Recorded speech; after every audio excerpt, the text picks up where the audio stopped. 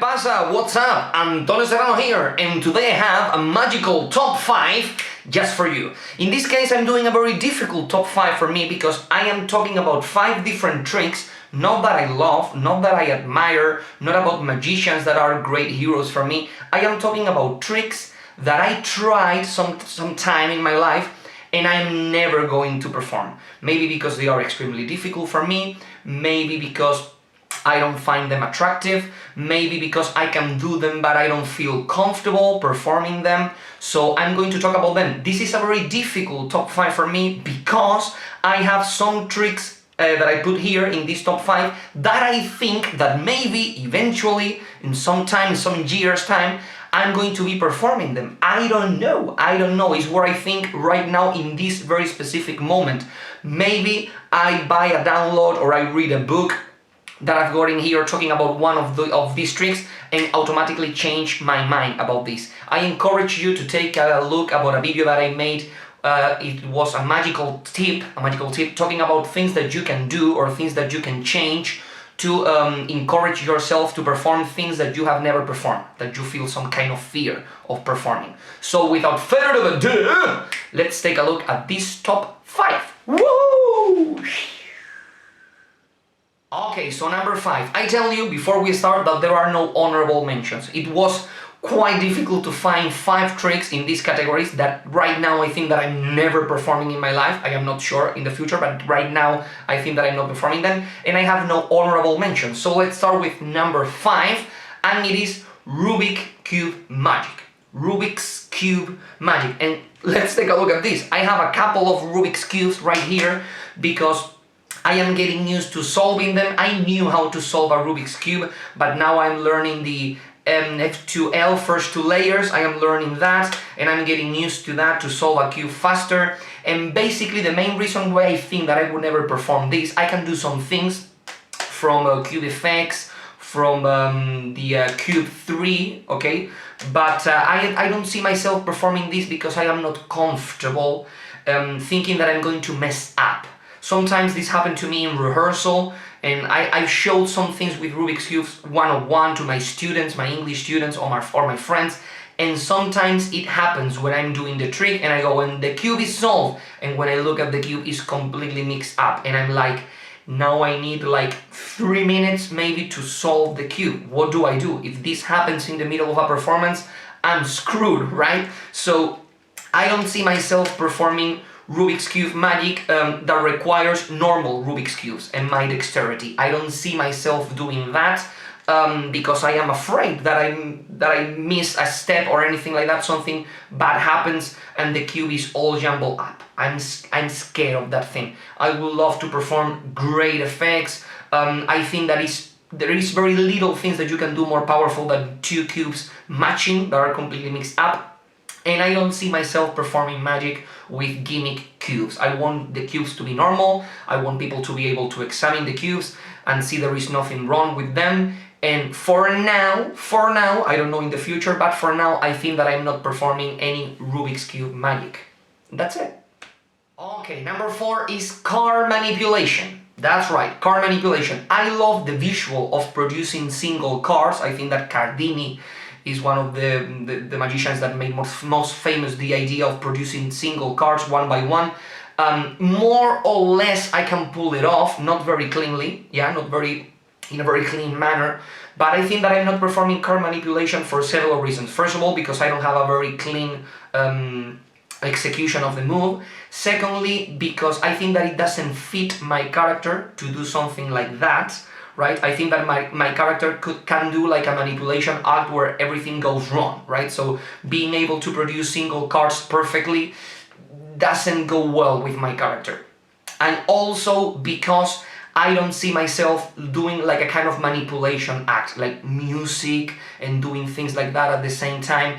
And I don't see myself doing like a manipulation act with cards, very important, simply talking, like some magicians do it and it is great, producing cards at the same time they are talking and telling jokes, but I don't see myself doing this. So in this case, it's a mixture of my style, my character, and the skill required to do the move. So I don't see myself doing this kind of manipulation. Doing a manipulation routine with ropes is something that I do in a funny way with music and all that stuff. And you can see that in my show number 2, where I perform like a string solo using ropes. And I have some ideas with billiard ball manipulations and things like that, things that I think that are funny and original. But for now, I don't see myself doing card manipulation. As simple as that. Okay, this one is, number 3, hurts right here. It's a very big pain because I am a great fan of Doc Eason. What a great performer, what a great magician, what a great personality that man. And I would love to be able to perform card under glass, but I can't. I am extremely afraid of palming. I am a virgin about palming cards. I've never performed a single trick in front of people. I don't care if it is one-on-one, with my friends, with my family. I've never performed a trick that required any sort of palming. I am afraid of it. I think that I cannot pull it off. It feels my hand quite dirty, stuff like that, so I don't like it. I don't like palming cards. I know that a lot of magicians agree with me in this matter, and I hate it. I hate it when I see a magician, for example, like David Williamson, people that can palm a card in your face and you see nothing. It's like, I wish I could do that, but I can't. I simply can't. So in card under glass, you don't only have to palm a card, you also have to misdirect the audience. It is something that you have to do over and over and over again without people catching the move, so it is extremely difficult for me. The gateway drug that I have there, because I cannot do the real thing, is card under box. When you have more or less the same visuals, the same idea of doing something over and over and over and not knowing when it is happening, but you can do that without palming, the card under box routine, right? So yeah, I wish that I could do it, but for now I think it's quite impossible. Okay, number 2, it's quite difficult for me to talk about because it really hurts once again. Yeah, talking about things that you would love to do but you can't do is very sad, but it's part of art. Any kind of art, any kind of artist should go through this, through the things that I would love to do but I can't do it. And finding that balance between the things that you want to do and the things that you can do, I think that is one of the hardest things that an artist can do. Number 2 is Pot of Jam by James Brown.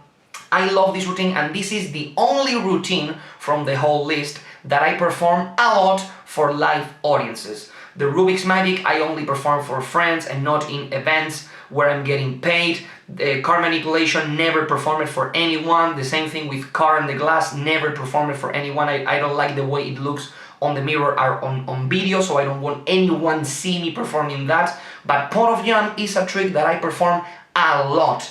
I remember that there was a year, I don't know if it was 2017, 2018, where the close-up trick that I took to my birthday parties and First Holy Communions shows was Pot of Jam. And I talk about this in the video where I talk about how I organize my different shows. Is that every year I take a couple of close-up tricks and I put them inside of my stage or parlor show. And when I finish the show and I am talking with people, if I am not in a hurry for the next show, I show them some card magical stuff and these 2 close-up tricks. And that way I am getting work done, I am working on close-up routines because I do very few close-up gigs, close-up shows during the year. But when I have to do one, I want to feel confidence in the tricks that I'm doing, close-up tricks. So I put work on the close-up tricks during the stage shows and cabaret shows that I do, in the middle, in the breaks, or at the end when I'm performing for a few people, and that's what I do. And for a whole year,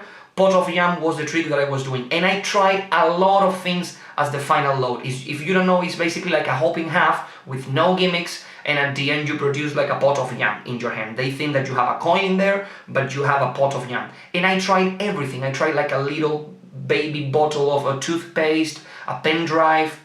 I tried like a pot of yam, and then inside there was a bill, and I did like a shadow pass to show a signed bill that appeared inside the pot of yam. A miniature size Rubik's Cube, I tried that, a lot of things. And it never seemed clean. I never had a reaction of people like, whoa! I always had a reaction like, yeah, that's nice, yeah, that's cool, yeah. I also tried like a small rock or a shell or something like that, talking about the the beach. I went to the beach and I showed tricks to my mom, and she always was collecting rocks, collecting shells, and I produced the shell or the rock at the end. And I never had a great reaction from the crowd. I think that it was basically because I was feeling guilty. I didn't know how to palm, how to switch over the coins. I never ever had a real reaction there, so this is basically a trick that I cannot do. It was very difficult for me to remove this trick from my close-up case, but I had to do it. I had to do it quite sadly. And this was the only coin trick that I had in my case, so right now I have no coin tricks in my close-up case, which is quite sad for me. I have some cards and coin tricks where there are no difficult moves with the coins, and that's good for me. But I wish that I could do some coin magic, real coin magic, without gimmicks doing all the work for me. But for now, it's quite difficult, and it's sad, but yeah, that's the way it is. Okay, and number one, I want to be a little bit brighter because I am getting pretty sad talking about these tricks. And number one trick that I think I would never be doing is 3 Fly 3 by Daryl. I love this trick. The first time that I saw this trick is like, this is pure eye candy, like coins moving back and forth and penetrating like the clothes, the fabric of the jacket and the pants, and then the gag at the end when he makes the move and he finished clean. I remember going to Madrid and seeing like an antique shop, and they were selling like vintage old dollar coins, and I was like, I need some of them because I want to put this into the show. And I was never able to do it cleanly. I could never do it justice. Never. It was impossible for me. I love it because when I saw the tutorial, it was so clean. You only have some coins inside of your pocket and you are done. You can reset this trick in minutes, in a second. Simply you take the coins, put it in the pocket, you are ready to go. You finish clean, there is nothing to see. You can do this routine while you are talking to the audience, so it is a great opener. You can do it close-up, you can do it parlor, stage, and it is quite sad because I think that this routine could be a killer addition to any magician's repertoire, and it's quite sad that I cannot do it justice, quite sad that I cannot do it properly. And this routine, I think, is the one that I put the biggest amount of work on it. I even have in my old YouTube channel, I don't know if it's still there or I deleted it, or I put it in the private mode so I can only see it, this trick. And I'm using very small coins, so they are easy to palm, and it's quite weird. I am doing the routine without talking, because if I talk at the same time that I'm doing it, I completely lose the angles and you can see the coins hidden. So yeah, quite sad that I cannot perform this trick because I think it is awesome. So guys, I ask you, I beg you, if you know any kind of source, idea, different angle, different approach that I could take with these routines so I could add them into my act, into my show, I would love to know that information. So please comment below, please subscribe, and as always, I will see you in a near future. Bye there!